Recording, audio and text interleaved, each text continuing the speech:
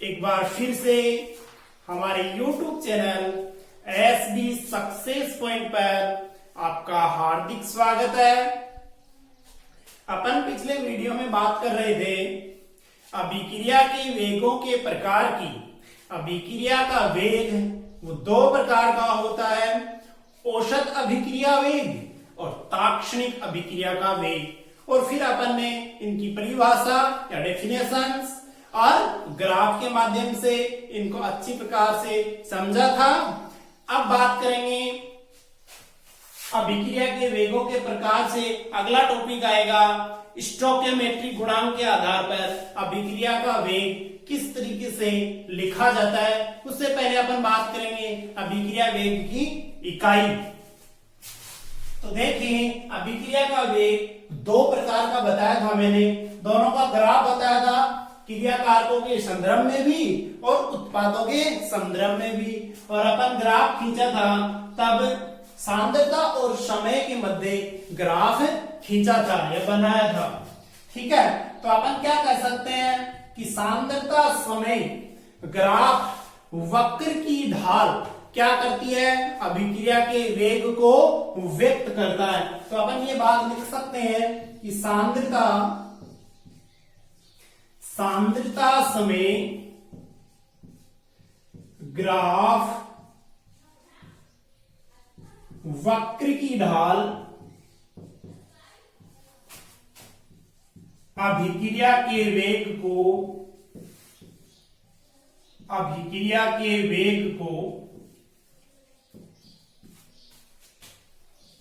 व्यक्त करता है,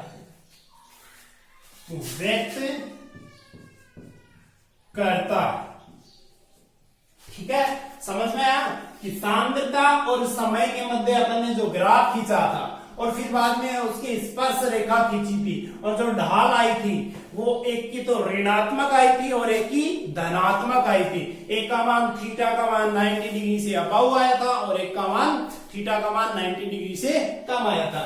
तो अपन क्या कर सकते हैं कि सांद्रता समय ग्राफ वक्र की ढाल अभिक्रिया के वेग को व्यक्त करता है। ठीक है, इसके बाद में अपन बात करते हैं कि अभिक्रिया वेग की इकाई क्या होती है। तो देखो किस तरीके से निकालते हैं।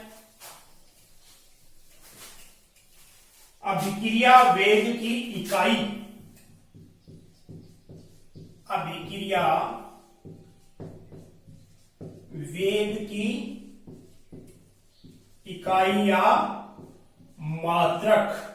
ठीक है, अभिक्रिया का वेग क्या होता है सामान्यतः del C upon del T plus या माइनस तो क्रिया कारकों के संदर्भ में और प्लस उत्पादों के संदर्भ में। और डेल सी क्या है, कंसंट्रेशन यानी सांद्रता, और डेल टी क्या है, समय। यानी डेल सी का मतलब क्या है, सांद्रता में परिवर्तन, और ये डेल टी क्या है, परिवर्तन में लगा समय।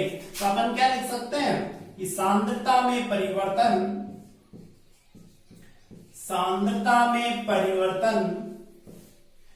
बटे परिवर्तन में लगा समय। डेल टी क्या है, परिवर्तन में लगा समय, परिवर्तन में लगा समय, परिवर्तन में लगा समय।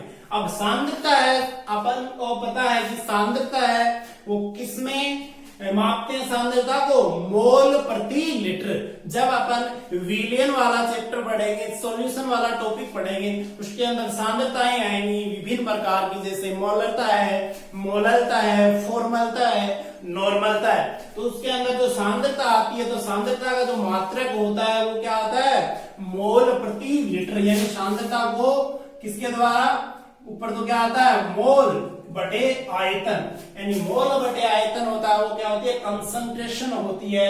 यानी मोल, यानी ये क्या होगी, सांद्रता। ये क्या है, सांद्रता। ये वाली क्या होगी, सांद्रता। ऊपर तो क्या आएंगे, मोल और बटे में आयतन, यानी सांद्रता बराबर मोल बटे आयतन, यानी मोल को तो किस में मापते हैं, मोल, यानी पदार्थ की मात्रा होती है उसको, इसकी इकाई क्या होती है, मोल होती है, और आयतन होता है उसका मात्रा क्या होता है, लीटर होता है, लीटर में मापते हैं। तो कंसंट्रेशन की जो इकाई होती है सांद्रता की, वो क्या हो जाएगी, मोल प्रति लीटर हो जाएगी। तो अपन सांद्रता में परिवर्तन की जगह क्या लिख सकते हैं, मोल प्रति लीटर, और समय को किसमें मापते हैं, सेकंड में मापते हैं, तो बटे सेकंड। तो ये वाले जो बटा है ये किसमें आ जाएगा, नीचे आ जाएगा, तो क्या होगा, मोल प्रति लीटर, और ये नीचे है ही, तो क्या हो जाएगा, सेकंड। इनको जब ऊपर ले जाएंगे तो क्या हो जाएगा, मोल, फिर ये क्या है, लीटर ऊपर जाएगा तो एक घात है वो क्या हो जाएगी, ऊपर जाके माइनस की हो जाएगी। इसी तरीके से सेकंड है, नीचे प्लस की तो ऊपर जाएगी तो माइनस हो जाएगी। तो अभिक्रिया वेग की जो इकाई है वो क्या हो जाएगी, mole litre inverse second inverse. ठीक है, समझ में आया ना कि mole litre inverse second inverse कैसे निकालते हैं, अभिक्रिया के वेग से सांद्रता बटे समय, सांद्रता को मोल प्रति लीटर और समय को सेकंड में, तो क्या आ जाएगी, मोल लीटर इनवर्स और सेकंड इनवर्स आ जाएगी। ठीक है, ये तो होगी अभिक्रिया वेग की इकाई।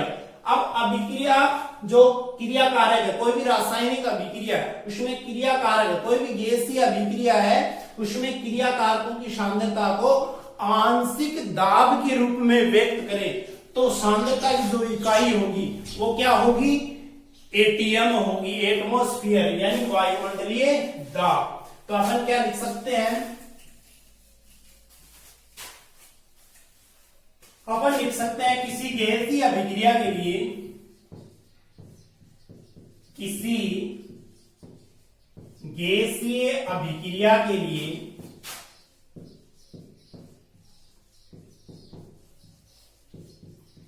किसी गैसीय अभिक्रिया के लिए जो सांद्रता है, सांद्रता आंशिक दाब के रूप में, आंशिक दाब के रूप में व्यक्त किया जाता है, आंशिक दाब के रूप में व्यक्त किया जाता है, यानी क्या हो जाएगी, आर डेल सी और डेल टी, यानी सांद्रता को किसके रूप में व्यक्त कर रहे हैं, दाब के रूप में। दाब की इकाई क्या होती है, एटीएम, एटमॉस्फेयर। ठीक है, अपन एटमॉस्फेयर ले लिया अपन को। ठीक है, और समय की क्या होती है, सेकंड होती है, तो क्या हो जाएगा, एटीएम और सेकंड ऊपर जाएगा तो सेकंड इनवर्स, यानी दूसरी जो इकाई होती है आंशिक दाब के रूप में, तो वो क्या हो जाएगी, एटीएम यानी एटमॉस्फेयर सेकंड इनवर्स, यानी अभिक्रिया वेग की दो इकाई होती है, mole litre inverse second inverse, और गैस यानी दाब के रूप में व्यक्त करेंगे तो क्या हो जाएगी, एटीएम सेकंड इनवर्स। ठीक है, अब अपन बात करते हैं अभिक्रिया वेग व्यंजक की। वेग व्यंजक क्या होता है और वेग स्थिरांक क्या होता है, तो अब बात करते हैं अपन अभिक्रिया के वेग व्यंजक की। अभिक्रिया के वेग नियम या व्यंजक। ठीक है, अभिक्रिया के वेग नियम और वेग स्थिरांक, वेलोसिटी कांस्टेंट। ठीक है, अभिक्रिया के वेग नियम या व्यंजक और वेग स्थिरांक क्या होता है, तो अभिक्रिया, मान लो कोई भी अभिक्रिया दे दी, मान लो ये अभिक्रिया है A plus B B, C plus D D, ये वाली अभिक्रिया दे दी। ये तो तीर के निशान से जो पहले होता है, ये पिछले 11वीं क्लास में आपने पढ़ा होगा कि तीर के निशान के बाईं तरफ होता है वो क्रिया कारक होता है और दाईं तरफ होता है वो उत्पाद होता है। एक से अधिक क्रिया कारक होते हैं तो उनको प्लस के द्वारा दर्शाते हैं और उत्पाद भी इसी तरीके से प्लस के द्वारा लिखते हैं। ठीक है, ये वाली बात अपन 11वीं क्लास में अपन ने पढ़ ली थी। ठीक है, अब अपन बात करेंगे कि अभिक्रिया का वेग व्यंजक क्या होता है। तो अभिक्रिया का वेग होता है वो समानुपाती होता है जो क्रिया कारक है, क्रिया कारकों की सांद्रताओं के गुणनफल के समानुपाती होता है। इसमें क्रिया कारक कौन से हैं? एक ए है और एक क्या है? बी है। ठीक है, ये तीर की निशानी क्या है? बाईं तरफ है। जो बाईं तरफ होते हैं वो क्या होते हैं? क्रिया कारक होते हैं। तो क्या हो जाएगा? अभिक्रिया का वेग समानुपाती होता है एक की सांद्रता, क्रिया कारकों की सांद्रता के गुणनफल के समानुपाती होता है। जैसे ए है तो ए की सांद्रता क्या हो जाएगी? ए, और बी की सांद्रता बी। और ये जो स्टोइकियोमेट्रिक गुणांक है, जो स्टोइकियोमेट्रिक गुणांक है वो क्या है? एक तो क्या है? ए है और एक क्या है? बी है। तो ए की घात यानी ये स्टोइकियोमेट्रिक गुणांक वो घात के रूप में लग जाते हैं। ये स्मॉल बी है, ये इसकी घात में लग जाएंगे। ठीक है, तो क्या हो जाएगी? आर समानुपाती ए और बी। अब जब समानुपाती का जब चिन्ह हटाते हैं तो एक कांस्टेंट आता है के, उसको क्या कहते हैं? अभिक्रिया का वेग स्थिरांक या विशिष्ट अभिक्रिया वेग कहते हैं। तो अपन का सीधा सा है कि अभिक्रिया के वेग नियम या व्यंजक क्या होगा? आर बराबर के, ए की घात ए और बी की घात बी। ये क्या आ गया? समीकरण नंबर 1 आ गया। इसे क्या कहते हैं? इसे कहते हैं अभिक्रिया का वेग नियम। अभिक्रिया का वेग नियम या वेग व्यंजक। ठीक है, ये वाला हो गया। ठीक है, एक दूसरा आता है अवकल वेग समीकरण। अवकल वेग समीकरण क्या होता है? इसका क्या करना है? अभिक्रिया का वेग का अवकलन करना है। किसके संदर्भ में होता है? क्रिया कारकों के संदर्भ में, क्योंकि क्रिया कारकों की सांद्रता पर ये डिपेंड करता है। तो आर अभिक्रिया का वेग क्रिया कारकों की सांद्रता के रूप में जब व्यक्त करते हैं तो क्या आता है? D R upon D T बराबर के, ए की घात ए और बी की घात बी। और ये क्रिया कारकों के संदर्भ में किसका निशान आता है? ऋणात्मक यानी नेगेटिव चिन्ह आता है। ये क्या हो गया? समीकरण नंबर 2 हो गया। ये देखो अवकलित अवकलन के रूप में, इसलिए इसे क्या कहते हैं? अवकल वेग समीकरण। अवकल वेग समीकरण। ठीक है, आपको समझ में आ गया होगा कि अभिक्रिया का वेग ये क्रिया कारकों के संदर्भ में क्या हो जाएगा? Minus D R upon D T हो जाएगा। ठीक है, अब अपन बात करते हैं कि अभिक्रिया का जो वेग स्थिरांक के ये क्या होता है, इसके बारे में अध्ययन करते हैं। देखिएगा,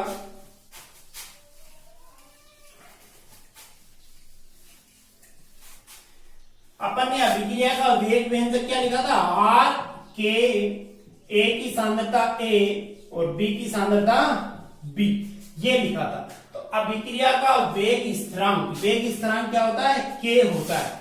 अब ये के है, ये वेग स्थिरांक कब आएगा? देखो, अभी क्रिया कारक है, क्रिया कारकों की सांद्रता क्या कर दें? इकाई कर दें, यानी ए की सांद्रता और बी की सांद्रता को क्या कर दिया? इकाई कर दिया। तो क्या बचेगा यहाँ पे? देखो आर बराबर के, यहाँ पे क्या कर दिया? एक, और यहाँ पर भी एक, यानी को इकाई कर दिया। क्रिया कारकों की सांद्रता को क्या कर दिया? इकाई कर दिया। तो क्या बचेगा? जो अभिक्रिया का वेग है वो ही क्या कहलाएगा? अभिक्रिया का वेग स्थिरांक या विशिष्ट अभिक्रिया वेग कहलाएगा। यानी अपन इसकी परिभाषा क्या कह सकते हैं? किसी भी रासायनिक अभिक्रिया के अंदर क्रिया कारकों की सांद्रताओं को इकाई कर दे तो क्या होगा? अभिक्रिया का वेग है वो क्या कहलाएगा? वेग स्थिरांक या विशिष्ट अभिक्रिया वेग कहलाएगा। तो अपन इसकी परिभाषा क्या लिखेंगे? वेग स्थिरांक की परिभाषा, वेग स्थिरांक बराबर क्या होगा? किसी रासायनिक अभिक्रिया में, किसी रासायनिक अभिक्रिया में, किसी रासायनिक अभिक्रिया में क्रिया कारकों की सांद्रता को, क्रिया कारकों की सांद्रताओं को इकाई कर दिया जाए, इकाई कर दिया जाए इकाई कर दिया जाए तो जो अभिक्रिया का वेग होता है, तो अभिक्रिया का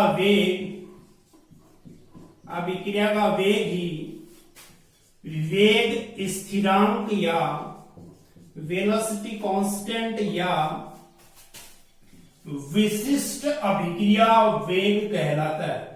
विशिष्ट अभिक्रिया वेग कहलाता है।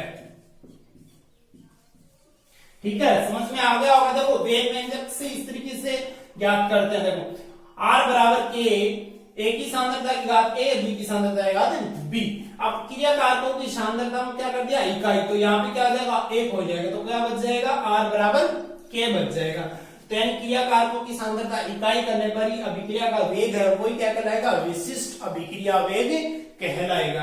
अब अपन बात करते हैं कि जो K है, जो ये K है, ये वेग स्थिरांक, इसकी इकाई किस तरीके से निकालते हैं वो देखते हैं।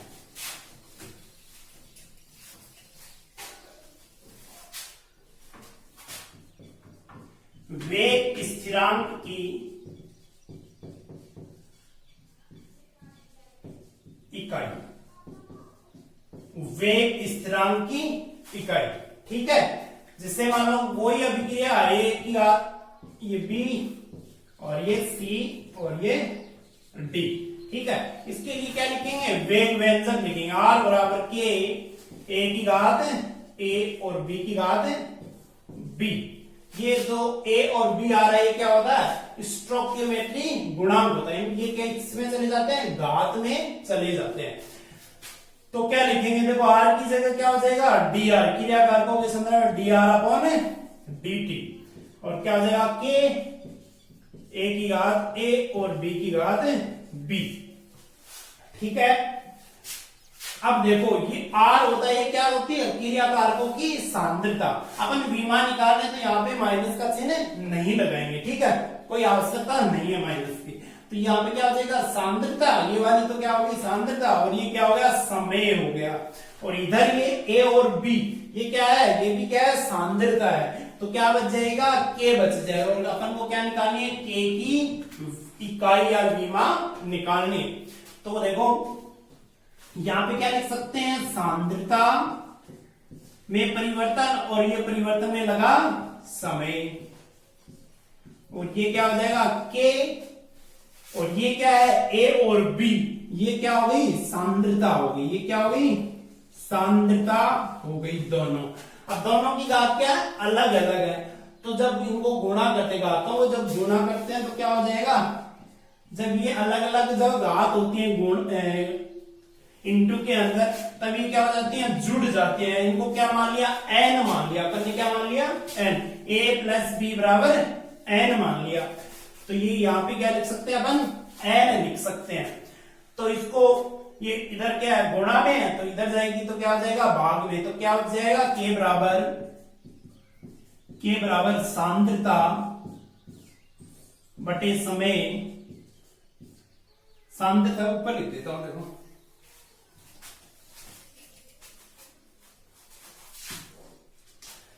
क्या बचेगा, सांद्रता बटे समय, और ये इधर गुणा से इधर किस में चला जाएगा, भाग में चला जाएगा। तो इधर क्या आ जाएगी,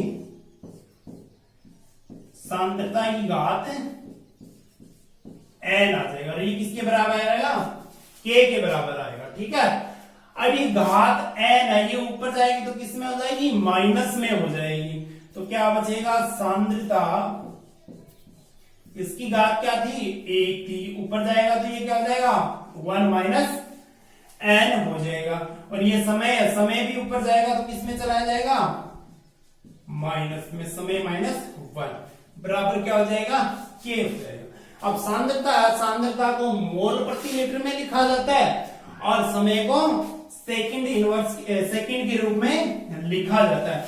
तो इसको देखो, सांद्रता को मोल बटे लीटर, और इसकी घात क्या हो जाएगी, 1 माइनस एन, और समय की क्या हो जाएगी, सेकंड इनवर्स, ये किसके बराबर आ जाएगी, के बराबर आ जाएगी।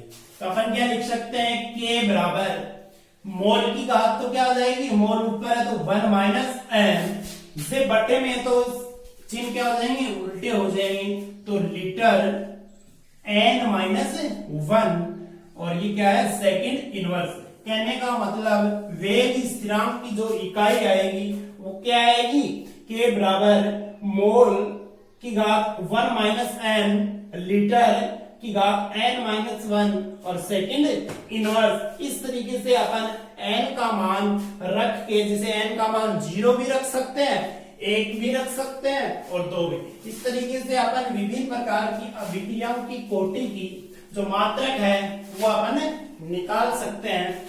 जैसे n बराबर 0 के लिए, n बराबर 1 के लिए, n बराबर 2 के लिए, तो अभिक्रिया की कोटि देखो 0 है यानी शून्य कोटि अभिक्रिया है, और n बराबर 1 है तो प्रथम कोटि की अभिक्रिया है, और n बराबर 2 है तो द्वितीय कोटि की अभिक्रिया है। तो इसके अंदर अपन को n का मान रखना है, वो क्या हो जाएगी, अभिक्रिया की कोटि का मात्रक हो जाएगा।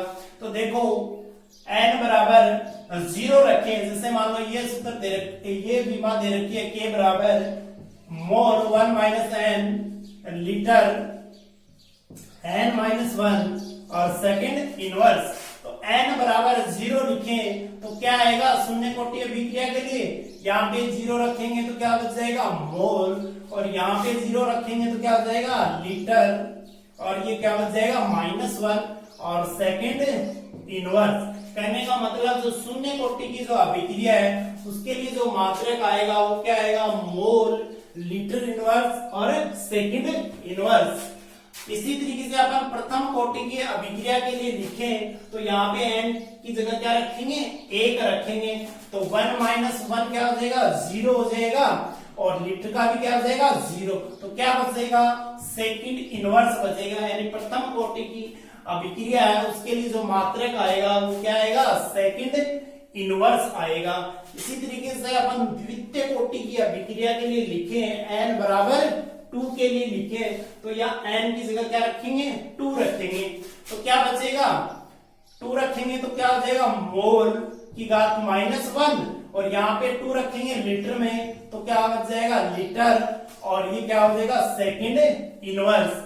या तो इस तरीके से लिख सकते हैं, या लीटर को पहले लिख दो, लीटर मोल इनवर्स और सेकंड इनवर्स। इस तरीके से अपन विभिन्न प्रकार की जो कोटि है उनके लिए अपन मात्रक निकाल सकते हैं, चाहे n का मान 0 हो, चाहे 1 हो, 2 हो, 3 हो, या आधा हो, बिनाम के रूप में भी हो सकता है। ठीक है, तो अपन इस तरीके से, यानी ये फॉर्मूला अपन को याद रखना है, यानी k बराबर मोल 1 की घात -n और लीटर n की घात -1 और सेकंड -1। ठीक है, इस तरीके से अपन अभिक्रिया की कोटि का निर्धारण या k की विमा का निर्धारण कर सकते हैं। आज के लिए इतना ही काफी, धन्यवाद।